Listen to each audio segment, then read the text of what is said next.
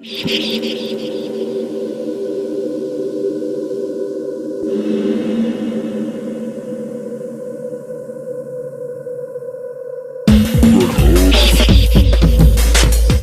just that. That's how it happens. Is that what we do? Do you need this?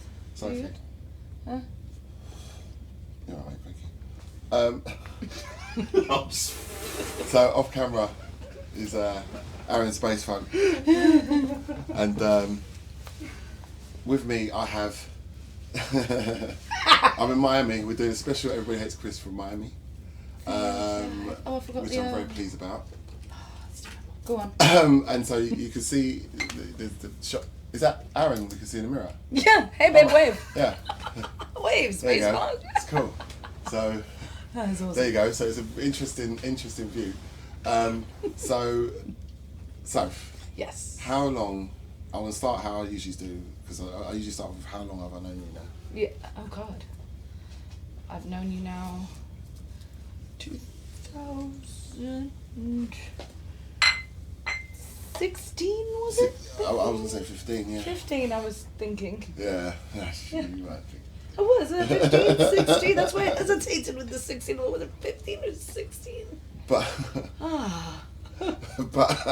but you know what? So I'm enjoying Miami a little bit too much.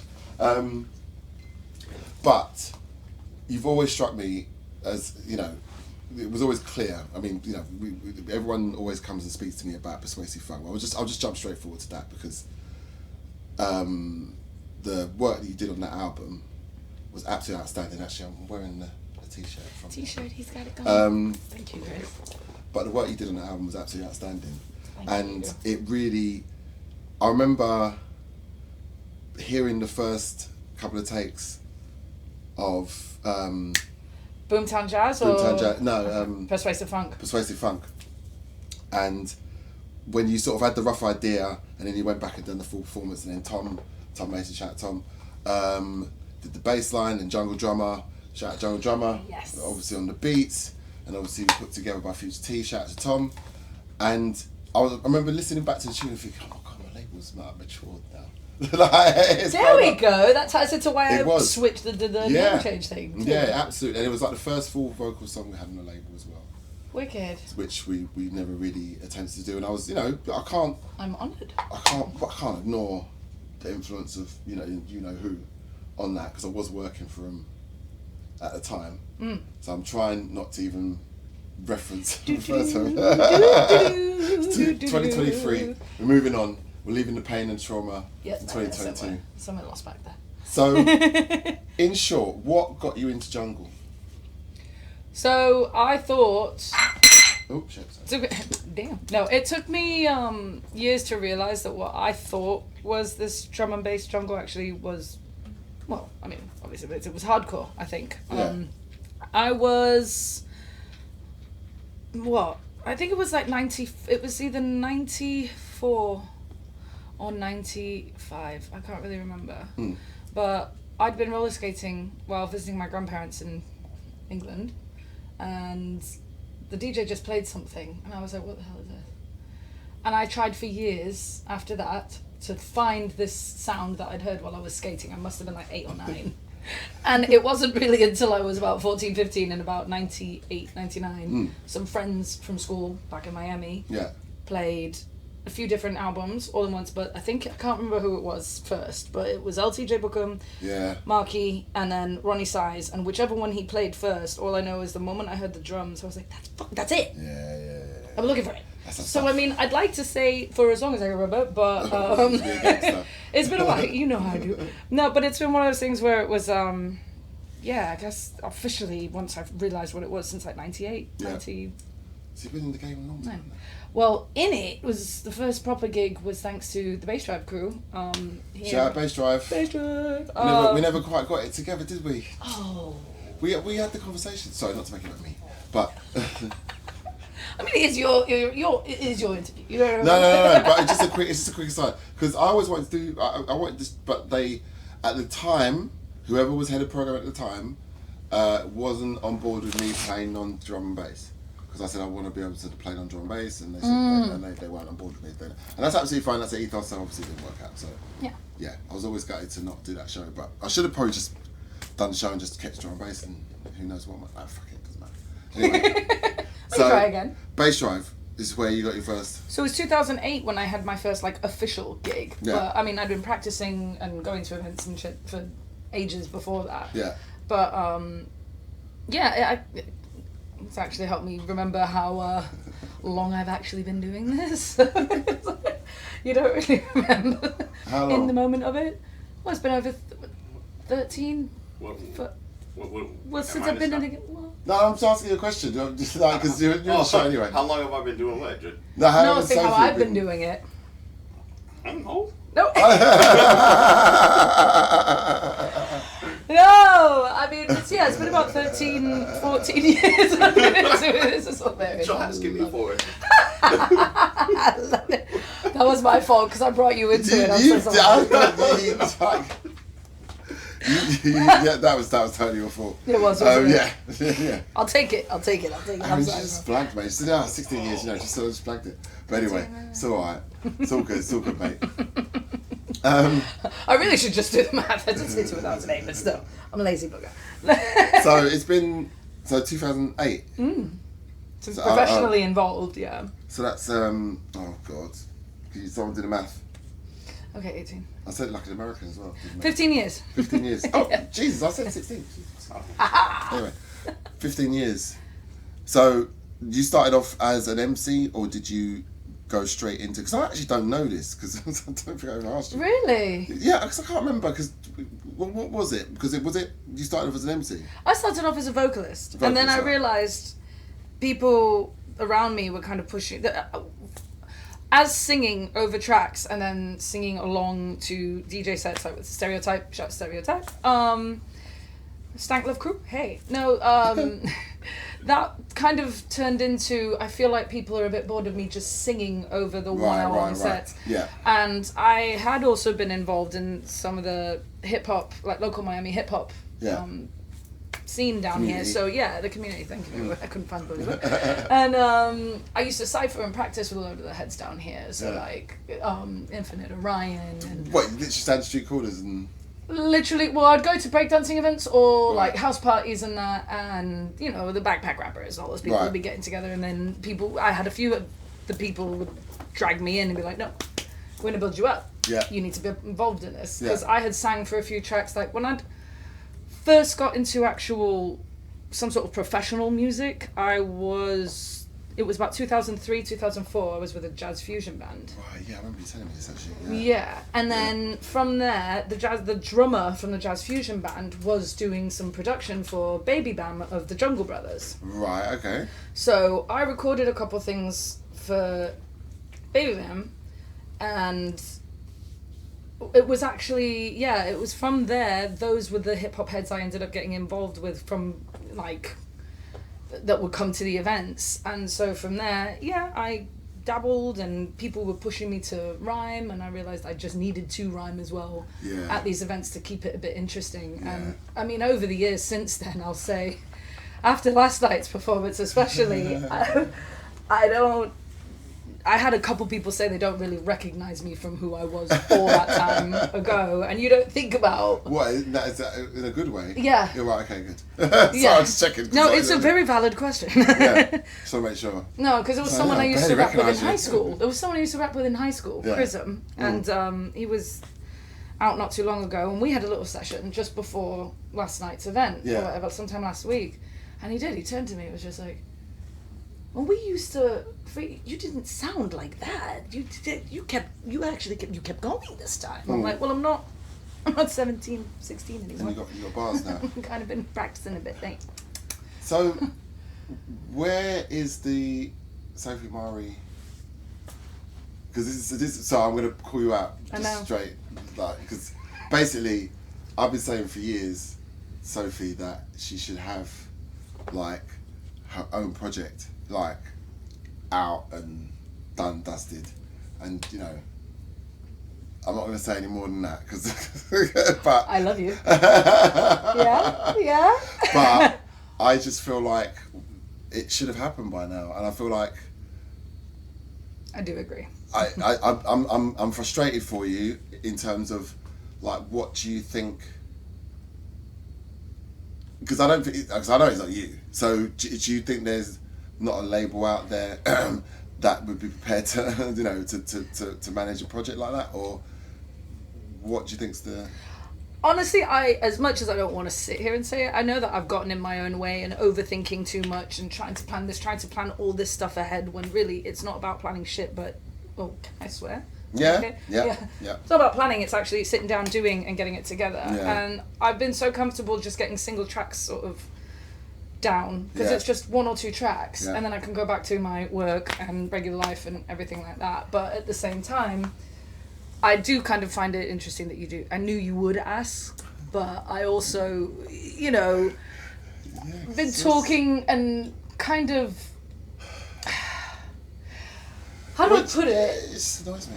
Well, I can understand why it would, but I have been with the mindset now, because I've just moved again, and I'm in California now, and in the process of, I think, getting the studio together and getting used to my surroundings in terms of, okay, this is home, this is my studio, this is my bit, I'll be able to actually sit and focus more on it, because everywhere I have been, I have also been consistently going out to other events, doing all this other stuff, and like, it's one thing when you I also think I've been emceeing and hosting parties so much that I feel, I know I'm probably being too hard on myself, but I feel that I need to get back in that studio and build that back up. Yeah, because I was going to say, but you might still do all your travelling, but do you not still feel like you should have a...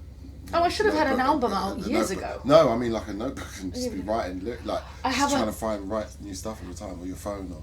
I do now. I've started getting into my phone. I have a book bag full of lyrics from since I was 13. So I have all of them. I've got. That's how it will be torturous. Yeah, it's one of those. But no, I mean. On the next edition, we're gonna get those books and go through them. That would be hilarious. Oh God, anyway. no. Yeah. Some would be good. Some would be no. Some would too personal. No, but in all seriousness, I mean, I haven't really been. Last night's gig was the first gig I've had live since Prague, after Sun and Bass, which is a few months. Which they haven't booked me ever. But anyway, that's definitely you've got a big boy things, I think. I just think just powers that be that just. Oh, that's why I called this podcast Everybody Hates Chris. Why does everybody have to hate you, Chris? They don't hate me, but I just sometimes feel like there's certain things that go on in the scene, and I'm just like, oh, I'm not involved. It's like, I'll just be honest, I'm a bit drunk. I love you, mate. So I'm just being a bit I'm being a bit petty. You're killing me. I mean, I'll be honest. I've got a couple of things I've been working on. Yes, I'm going to send you the stuff that we started from when I went back in bloody November. Yes. Now I'm settled. Now I'm where I am. I can actually get on that. Good.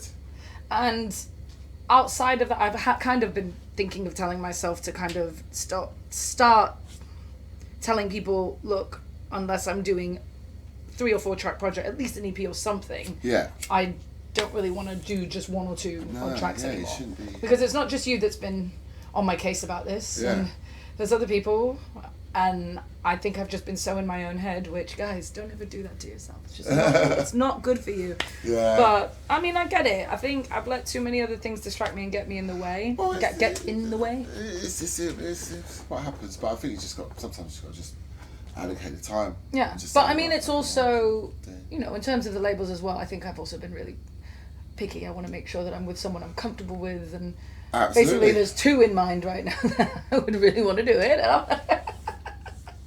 And the other one is the person who's also hounding me, and I promise you I'm going to get there. But you see, there's probably a scenario you could do it with both, but you know that's like, what ideally I'd yeah, like to. I mean, but ultimately, you know, it's just to get just one of them has to happen. You know, it doesn't matter who. But my thing is too, I would also like, especially when it comes to an album and even just like a decent length EP, I would ideally like to make sure that I'm doing something, because I don't want to just. Please forgive me, guys. Everyone's going to be like, what the fuck? I don't want it to be solely drum and bass. I want some lo-fi stuff in there. I want some more jazzy stuff. That's where I feel like my heart is heading towards. Yeah. I'm always junglers. We're always junglers. You can't really escape D&B, can you? No, but I think it's such a great vehicle for what your sound is, and Yeah. and like, you know, it's always been a great marriage between you and so many people that you work with, and that's why it's always been, you've been so successful in that field. But I totally. I mean, we had that conversation. Well, yeah, we had the conversation. And there were specific beats you showed me. Yeah, Fantastic, like, actually.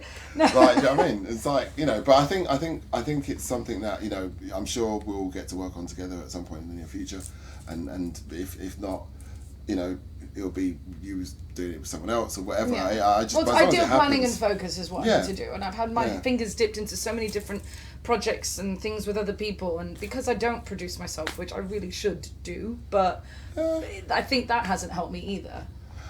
I don't think it's not. I don't think it's The amount of necessary. times you send stuff to people and you never hear back from them. God, Yeah, John, but I don't think it's necessary for you to produce yourself. But I do think it might be useful after what I was saying, you know, earlier on with Mo. You know, because it would be good if you could learn to produce.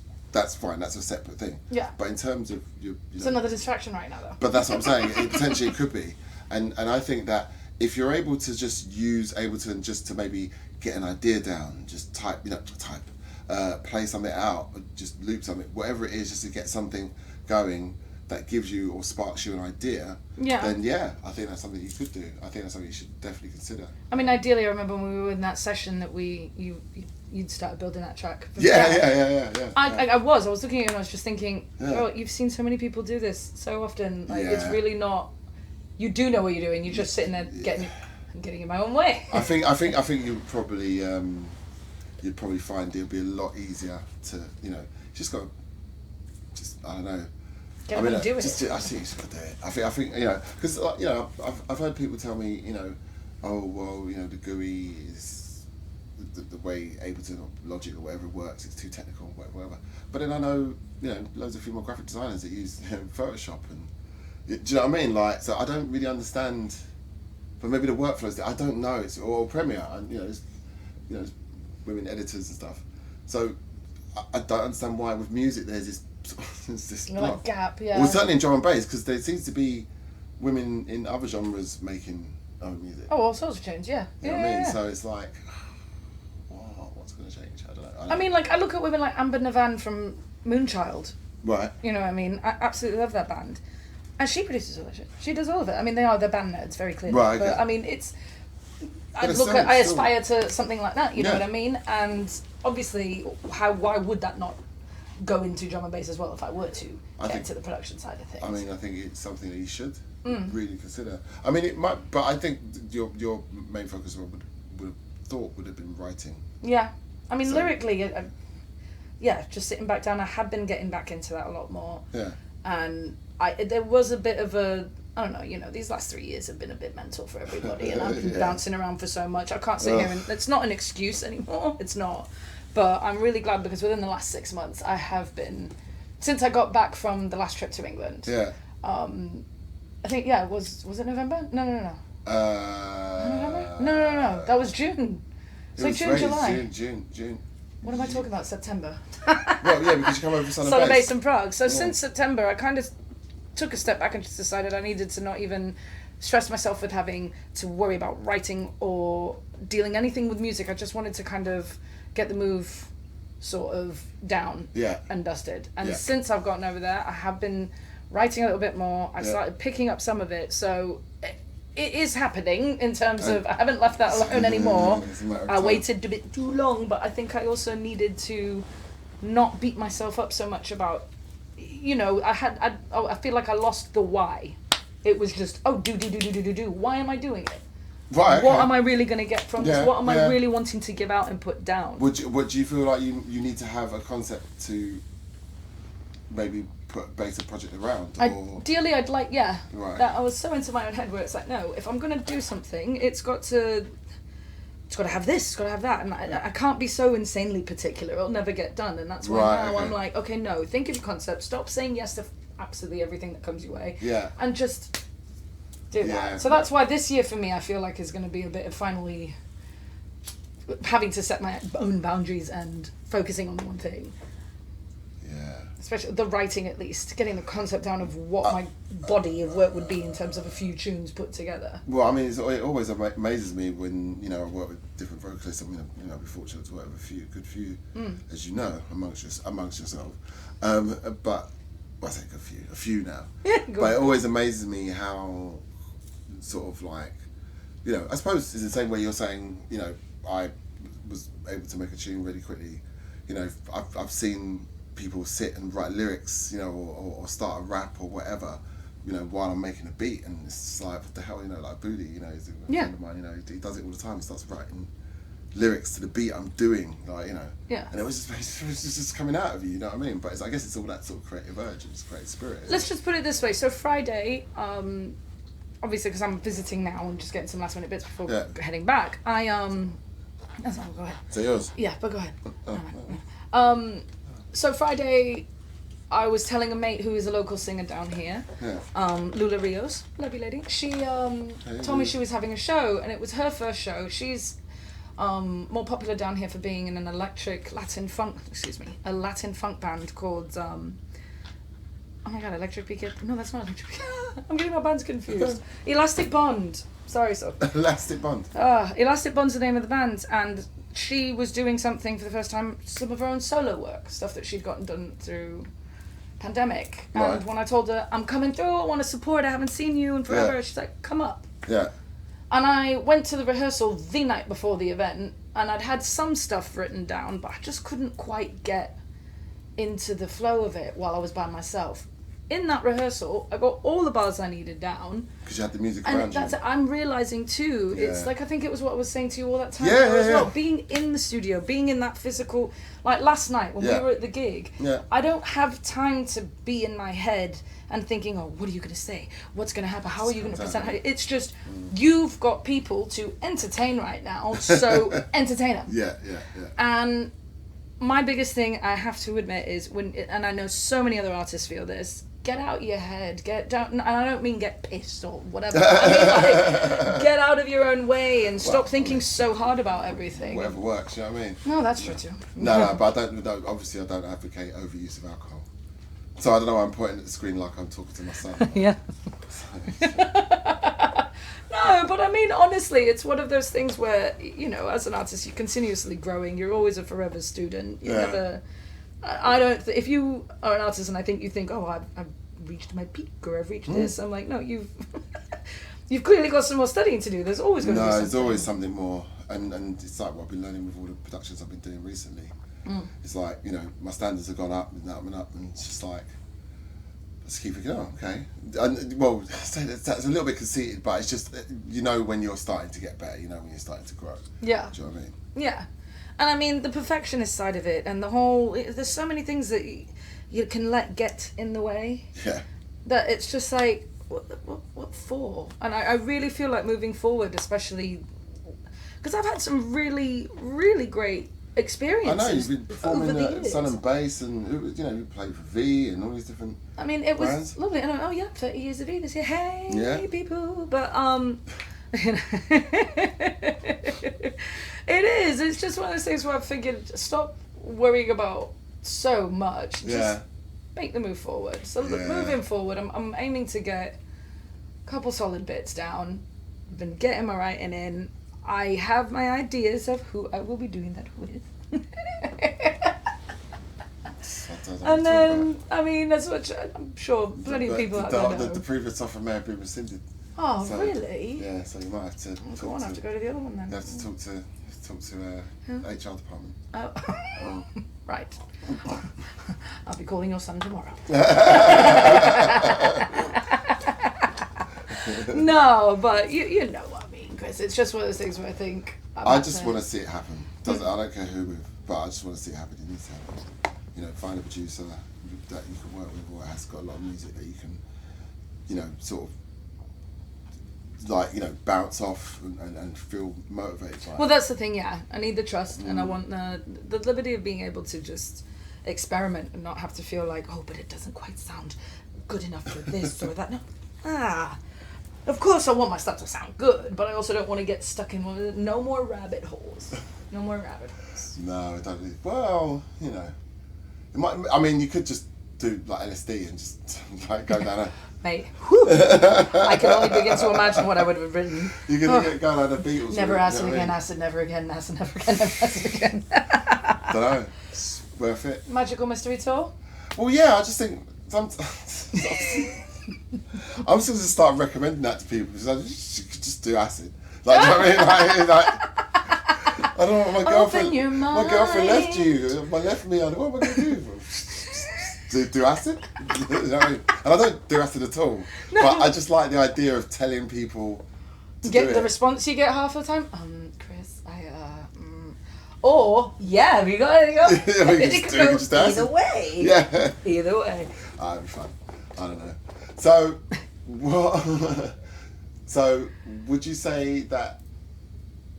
What would you say you want to try and focus on this year? Because that was a good question that Mo asked me. Actually, I'm going to pinch your question. Shout out, Mo. What would be the focus then this year? Then what are we doing on Planet Sofi? Oh man, that is a loaded question. No, I think creatively the goal really is to focus on getting some of the writing that I am doing done in a bit more of a what am I looking for? Get my writing done and at least get a couple of EPs that I don't want to. This year, not so many fucking singles. How about that? No singles. All right, that's a good start. Yeah. This year, get myself. I've got one EP out. Yeah. On Focus with Set to Beat and Miss You Dude. Hello, Sam. And I mean, I want to kind of go around that route. Take that route. I think you could do one song a week. Like easily. Right, I could, you know. And I mean, if I wanted to be one song should be. Okay, so if you could do one song a week, then easily. So what, could you do two? I think I probably could do two. Okay, so then that's like... As in skeletons so of in tunes. 2 months, you've got enough songs to start an A&R process. If you kept to that schedule. That's a good shot. Because I'll be honest, I mean, it's very blatantly obvious right now. I haven't thought any of it through fully yet. Yeah. I've just... And there'll be ones that you already have that you could put in the pot. Mm-hmm.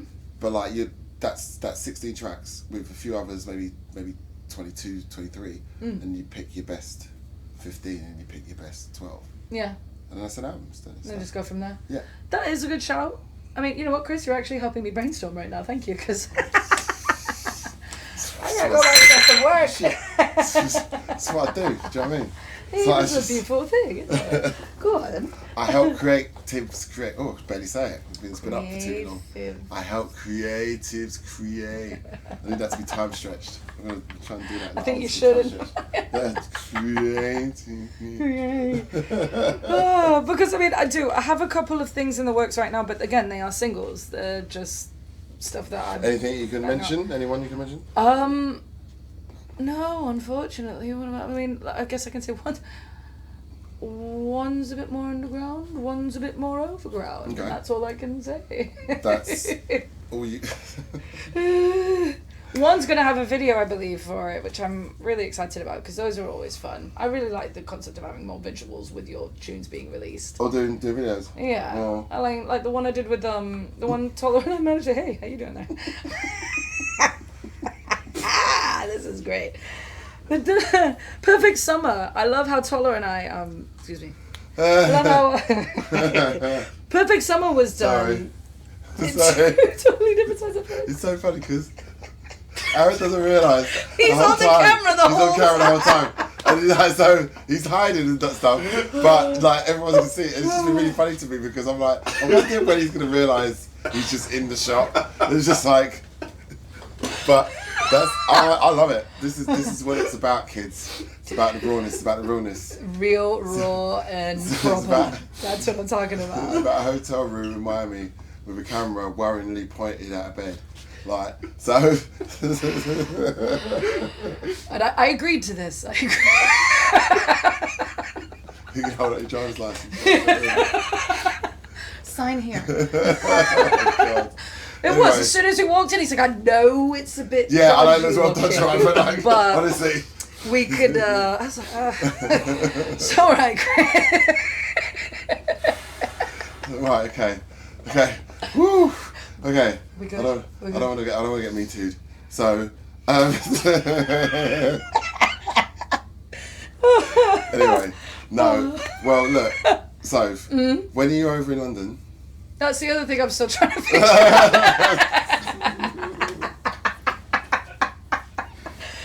I mean, let's be real. Okay. I mean, I have been in talks with a few people. It's probably going to be around September time. September this year? Yeah, probably. Okay, I'm going to alright, aim for it to be a bit sooner. No, that's alright. No, that's alright. But it's looking like September-ish. Alright, no, that's probably alright, because then what we'll do, because I know you push for time, so what we'll do, I think I'm going to leave it there, because I love you. I love you too. When you come over to London, we'll do it properly. Okay. Okay. He wants to talk to you. Because that was a great conversation. Please That send was me this. good. Anyway, I really do. Cheers, mate. Thank you very much. Thank That's beautiful. you. Right. Right. What?